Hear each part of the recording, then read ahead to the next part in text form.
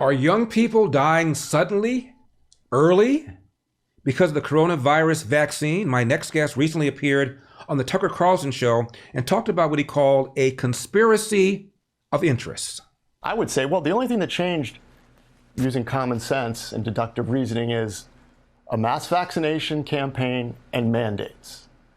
That's where I would start to explain that it's been detrimental to your health to be employed in 21 and 22, because clearly the numbers showed excess deaths have been higher for the employed and disabilities are higher for the employed. So if it's not the vaccines, what is it? At the very least, it's a national security issue. When this COVID thing happened, there were a lot of beneficiaries from it. Central banks got off the hook from what I saw as a global slowdown. So they were able to print unprecedented amounts of money to cover up what we're going to have eventually is a global sovereign debt default. It's coming. So they got off the hook. You had the tech companies excited, licking their chops for the new surveillance economy. They knew that was coming. So they joyfully entered into the partnership with the government to censor any dissent. And they were going to be excited about those future cash flows of surveillance. Then you had the pharma companies who were going to be able to make money off of what they saw were unlimited vaccine, quarterly injections. That was the plan at the time, quarterly boosters ad infinitum under the color of law. And then you had the media companies who were getting cash flows from pharmaceutical companies and also the government. We found out the government paid media companies to promote the vaccine. So I don't view it as a bunch of people sitting in a room smoking cigars, laughing maniacally. I just view it as momentum built, and there was a conspiracy of interests. And he appeared on the Dr. Drew podcast. Welcome, everybody. Of course, we have our friend Ed Dowd joining us today. Ed has been on the show before. He's a former Wall Street analyst. He's a numbers cruncher, and he's noted some very interesting things, including excess deaths among working age Americans since 2020 to 2021. He has been continuing to crunch those numbers, and he's going to give us an update today. Edward Dowd is currently a founding partner with Finance Technologies, a global macro alternative investment firm. He's worked on Wall Street most of his career. Edward Dowd, thank you for coming on. You are not a scientist, not a virologist, not a medical doc. What is it that you know that Dr. Fauci, the CDC, and the World Health Organization do not know? First, Larry, thanks for having me on today. Honored to be here. Secondly, you're right. I'm not a doctor. I'm not a scientist, virologist, epidemiologist. My job on Wall Street was to recognize patterns before everybody else. I made money figuring out the change between the perception and reality. So the herd, like we like to call them, the majority live in a perception. And when the numbers underlying that perception start to change, I want to hop on that new reality that I see before everyone else. So I just applied the skills I did picking stocks, trying to get ahead of everybody to what has now become a national tragedy in my mind. And I saw it early through anecdotes. That's how we work on Wall Street. We put together disparate pieces of data. We say, hey, something's going on here. But then we do the real work and we get data. Mm-hmm. And I was suspicious of so-called vaccinations in early 2021 because I saw sudden athletic deaths in Europe on the soccer field collapsing. I saw my friends who were fine during 2020 start to have strange reactions to the vaccine. I heard about so-and-so's uncle on the mainland dying mysteriously who was 52 and a CrossFit runner.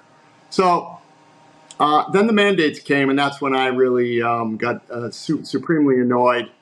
And I was lucky enough to pray to God and asked to be of service. And Dr. Malone came to the island. I hooked up with him and told him I'd watch insurance company results and funeral home results. And sure enough, those went off the rails at the end of 21, going into 22.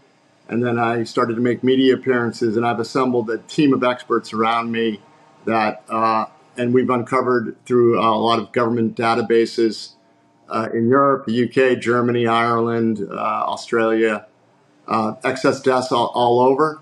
The primary difference we noticed was the shift from old to young. So primarily in 2020, old people died with comorbidities, And then in 2021, excess deaths exploded amongst the young. Okay, Edward, let's back up a little bit. You also have another quality that is increasingly uncommon among our so-called experts. It's called common sense. Now, talk to me about what you mean by excess deaths. Yeah, excess deaths are nothing more than above what has been trending for 5 to 10 years. We use 10 years in our analysis. Mm-hmm. Basically, deaths are very predictable. Deaths are not something that insurance companies would write policies on if they were not. This is why they make such a good amount of money. They group together all the people in the country or the territory that they're writing insurance for, and they have actuaries, paid professionals that are, some of the best and brightest amongst us when it comes to numbers, figuring out, death rates.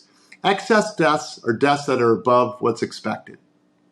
And excess deaths have gone off the rails in almost every major country since 21 compared to 10-year numbers. And explain what you mean have gone off the rails. Like everybody, I've heard of anecdotes here and there. I watch a lot of ESPN, a lot of Sports Center, and I hear about things happening, but they seem to be here and there. But you said gone off the rails. Can you quantify that?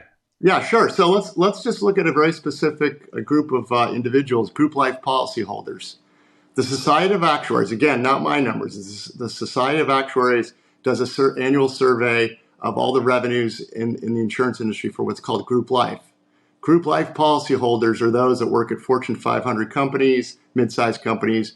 I've done this many times. When you join a company, you sign your death benefit and your disability.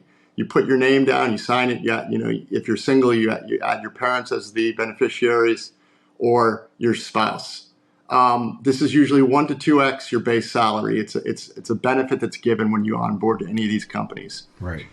In 2021, they saw 40% excess mortality. Now, to give you an idea what that means, what I'm about to tell you is from the words of Scott Davison, the mouth of Scott Davison, the CEO of One America. He was caught on a Chamber of Commerce meeting in January of 2022, saying that he had seen 40% in his own book. That was later confirmed, book of business. That was later confirmed by the Society of Actuaries for the whole industry. So 40% for ages 25 through 64 in this elite group of the healthiest amongst us, the Fortune 500, people with access to the best healthcare, best education. He said, and I quote, a 10% excess mortality in this group would be a 3 standard deviation event, or, in his words, a once in a 200-year flood. 40%, he said, is off the charts. So this took insurance companies by surprise, and they took on losses in much of 2022. Losses at the end of 22 abated because they did what all insurance companies do. They raise prices. Right. So they're still experiencing excess deaths, but they just raised prices. So and then my team at Finance Technologies went into all these country databases. We developed our own methodologies for calculating the baseline. And then that's how we get excess deaths for all these countries. Right now, the U.S. is at 23% currently, excess deaths across all age groups. That's total population. Now, when Pfizer, Moderna, Johnson & Johnson hear about data like yours as to excess deaths, what, if anything, have they said? Nothing. They haven't. No one's talked to me from Pfizer. I'm ignored by the mainstream media for the most part. I have a book, Cause Unknown, The Epidemic of Sudden Death in 22 and 21, and that's being ignored, not reviewed, not debunked, mind you, because if it was debunkable, they would have already done so. So in the book, it's country data, it's U.S. Bureau of Labor Statistics data, it's Society of Actuary data. A lot of the stuff we put in there is QR coded. We source everything. So it hasn't been debunked yet, Larry. Right. Edward, I'm sure you have had your issues with social media posting stuff like this. How is Twitter, Facebook, Instagram, other the social media platforms, the major ones, how have they treated you? I'm proud to say that I never joined Facebook or Instagram.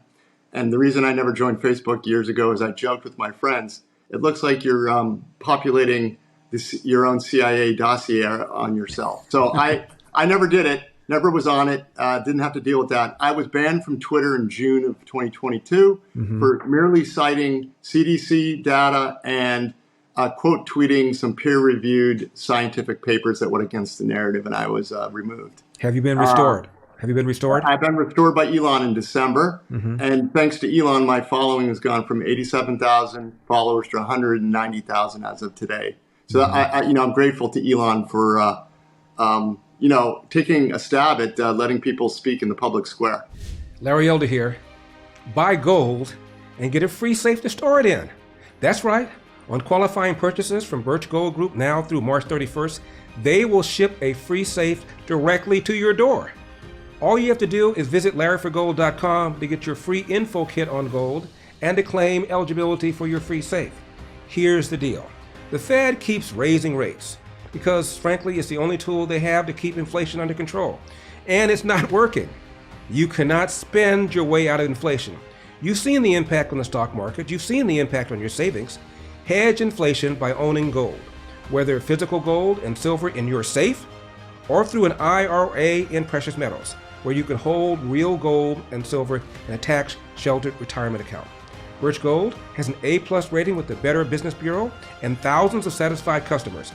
Visit larryforgold.com for your free info kit on gold and to claim your eligibility for your free home safe by March 31st on qualifying purchases. Again, visit larryforgold.com. That's larryforgold.com. Edward, were you skeptical about the vaccine from day one? Have you been vaccinated? I have not, but a lot of my family members and friends were, and I'll tell you why. It's my Wall Street background, so I know things about. I was a technology and energy analyst, but we had healthcare analysts on my team as a portfolio manager, so I know that it takes 7 to 10 years for a normal vaccine to be vetted before it's put into anyone's arms. Safety data, 7 to 10 years. This was done in 28 days. That's number one. Number two, I knew that it was a new novel technology that had never been tested on humans. I looked at the animal studies and they weren't very good. The animals mostly died. So that was curious to me and very alarming. And then third, Operation Warp Speed sounded like a disaster to me.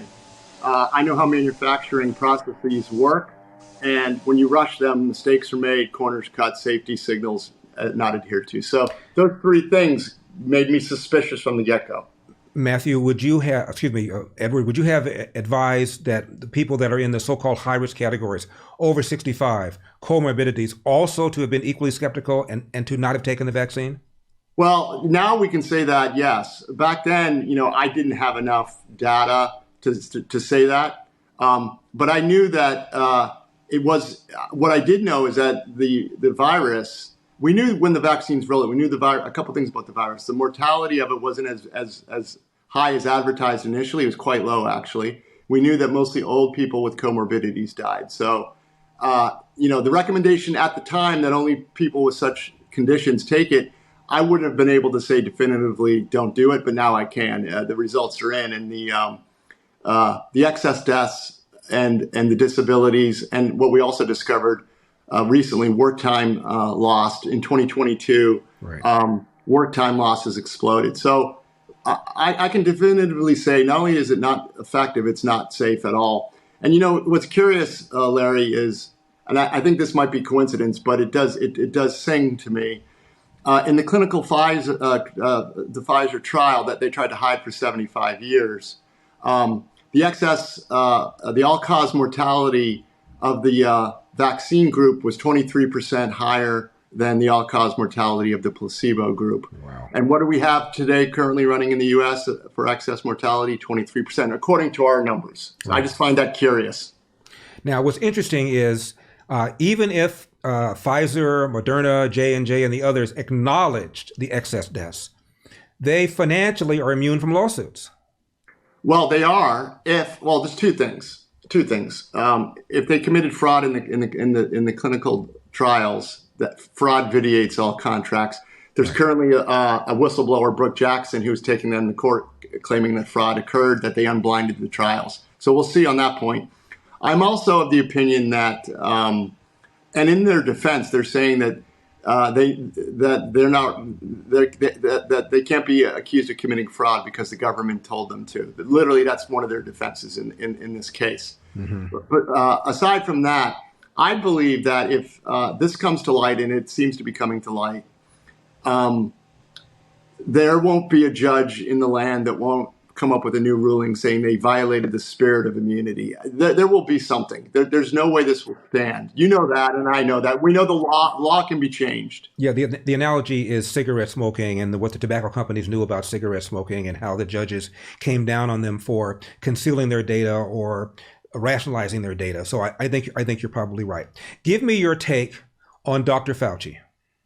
Well, he's a dissembling person. There's been a book written by Bobby Kennedy that's gone deep, very well sourced. Another book that's been ignored and not debunked, mind you, because if it was debunkable, they would have done so. And it seems to me that he ran the same playbook he ran during the HIV crisis, and this playbook went global.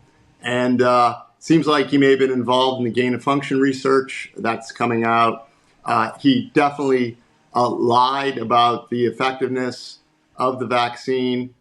It was neither effective on two fronts. It didn't prevent you from getting COVID, and it didn't stop you from transmitting it. And he continued with that lie all throughout.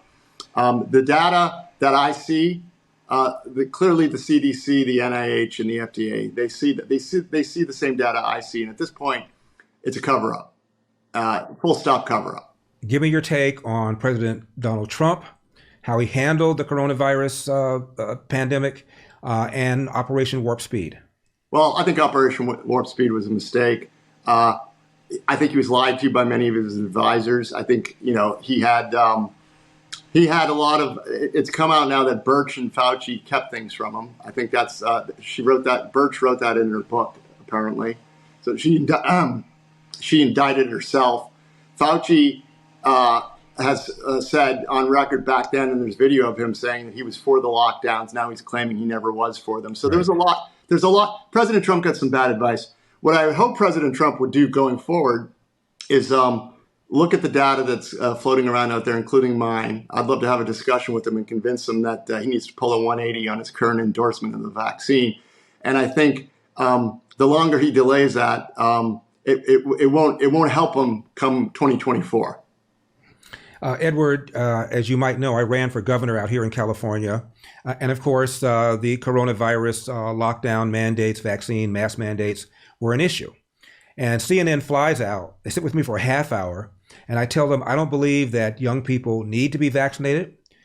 Young people are not likely to get sick. They're not likely to get really sick. They're not likely to be hospitalized. And they're certainly not likely to die. So they used that part of what I said, and they said, but that's not true. According to the CDC, yada, blah, etc. Where's my apology? You deserve an apology, and they gaslit you, and it was complete and utter lies. What they said, it was lies back then and is now. So this is atrocious what happened to you, and so many others were trying to tell the truth, and you were telling the truth. You were dead spot on. Well, finally, Edward, going forward, what do you anticipate? More excess deaths? Are we going to find out even more down the road? Are we going to find out that the people in the so-called high-risk categories are going to be dying at levels that they ought not would have died had they not had the vaccine? What do you anticipate? Well, so we just dropped a vaccine damage report yesterday, and deaths are tragic. But there's a whole another population, the vaccine injured, and we estimate there's about 26 million of those. So we conservatively estimated 300,000 excess deaths in the U.S. That's in 21 and 22, conservatively. That's a very conservative number. We estimated 1.36 million disabilities. But the vaccine injured are 26 million. These are people that are constantly getting sick. These numbers exploded in 2022, and they have us worried that, and this is why the vaccination program needs to end, and we need to have an honest, open discussion about what's gone on with people, because we believe that this absence rate that exploded in 22, and that affects work time hours. We believe that that's occurred because the immune system's been suppressed. We've heard about these discussions, and this can be, I believe it's fixable, but people don't even know. So they're going to the doctors, and the doctors are doing what doctors do and give them a diagnosis and give them a prescription, but it's a suppressed immune system. So this is a national security crisis in my mind. I said that to Senator Ron Johnson in December. And if we continue to go down this path and not, at least admit we have a problem and fix it, we're going to have all sorts of issues. One of which is potentially we won't have a standing army in 5 years. I talked to Colonel Teresa Long after I put out the report. She's one of the whistleblowers in the Air Force. She said through injuries, deaths, disabilities, recruitment issues, and those capable who were the best and brightest that left who refused to take the vaccine, we have an issue in 5 years. So this is a national security crisis. So full stop. Can you elaborate a little bit more about what you mean about 26 million vaccine injured? What kind of symptoms, what kind of disabilities, what exactly are you talking about? Well, so the disabilities are those people who can't work. We've identified 1.36 million from the U.S. Bureau of Labor Statistics. We're imputing from the Pfizer trials, the vaccine injured, the incidence of those who missed work but went back, and those who went to the hospital. So and it's all on our website at Finance Technologies. This was an extensive work done by 2 PhD physicists, myself, 2 data scientists, and we just added another physicist. So this is real work that's backed up, and that's our best estimate. Quite frankly, Larry, our estimate is low, we think. And these people they're presenting as chronically ill. They're getting sick every month. It could be a pneumonia. It could be a whole host of symptoms, but their immune system is suppressed. Colonel Teresa Long called to tell me she's seeing this as well. And she sees it in a test called the CBC, the complete blood count. And when that's low, that means your immune system is suppressed. So this is a problem. We need to fix it. Edward Dowd, I suggest that you have a food taster, have somebody start your car, and make sure you're surrounded by security. Edward Dowd, thank you very much for coming on. I appreciate it. Thank you, Larry. Great to be here and honored. My pleasure. Now, I know you love this show, so please hit that like button, hit that subscribe button, and then scroll down and get on our mailing list. Why? Well, because from time to time, YouTube has an issue with our videos. To make sure you do not miss a video, you got to get on our mailing list. Also, you see that nice little round donate button, hit that.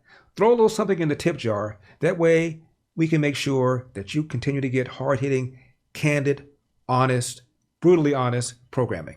Remember, Larry with Epoch, E-P-O-C-H, LarryWithEpoch.com. I'm Larry Elder. This has been the Larry Elder Show for Epoch Times. I'll see you next time. Remember, we've got a country to save.